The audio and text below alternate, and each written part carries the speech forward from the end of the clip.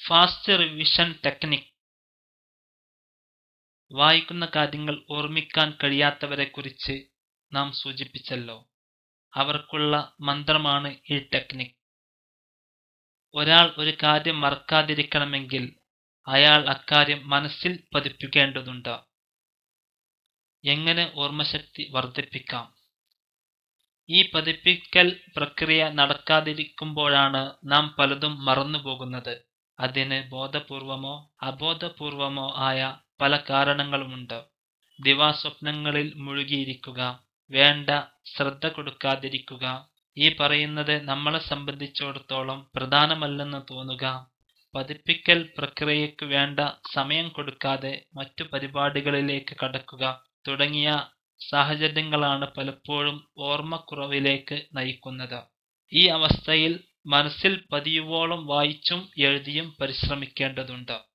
ആദ്യമൊന്നും വിഷയങ്ങൾ മനസ്സിൽ നിൽക്കണമെന്നില്ല. എന്നാൽ ഒരു വിഷയത്തിലൂടെ ആവർത്തിച്ച് കടന്നുപോയാൽ മനസ്സിൽ പതിയും. ആവർത്തിച്ച് ഒരു വിഷയത്തിലൂടെ നാം കടന്നുപോയാൽ അത് മനസ്സിൽ പതിയും. ഇങ്ങനെ പതിഞ്ഞ കാര്യങ്ങൾ മറക്കാതിരിക്കാൻ വീണ്ടും വീണ്ടും റിവ്യൂ അഥവാ ആവർത്തനം, പുനരവലോകനം ചെയ്യണം. നാം പഠിച്ച കാര്യങ്ങളെ വീണ്ടും വീണ്ടും പുനരവലോകനം ചെയ്യുന്നതിനാണ് റിവിഷൻ ഉദ്ദേശിക്കുന്നത്. ഇതിന് സമയം കിട്ടുമോ എന്നൊരു ചോദ്യം സ്വാഭാവികമായും ഉണ്ടാകാം. കുറഞ്ഞ സമയത്തിനുള്ളിൽ കാര്യങ്ങൾ റിവ്യൂ ചെയ്യുന്ന രീതിയാണ് ഫാസ്റ്റ് റിവിഷൻ ടെക്നിക്. വളരെ എളുപ്പമാണ് ഈ തന്ത്രം. പഠിച്ചു മനസ്സിലുറപ്പിച്ച കാര്യങ്ങളിലൂടെ വളരെ വേഗത്തിൽ ഒരു യാത്ര ചെയ്യുക.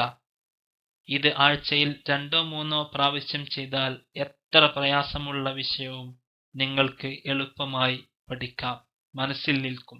ഓർമ്മശക്തി വർദ്ധിക്കാൻ ഏറ്റവും എളുപ്പവും ഏറ്റവും സൗകര്യവുമായ രീതിയാണ് ഫാസ്റ്റ് റിവിഷൻ ടെക്നിക്.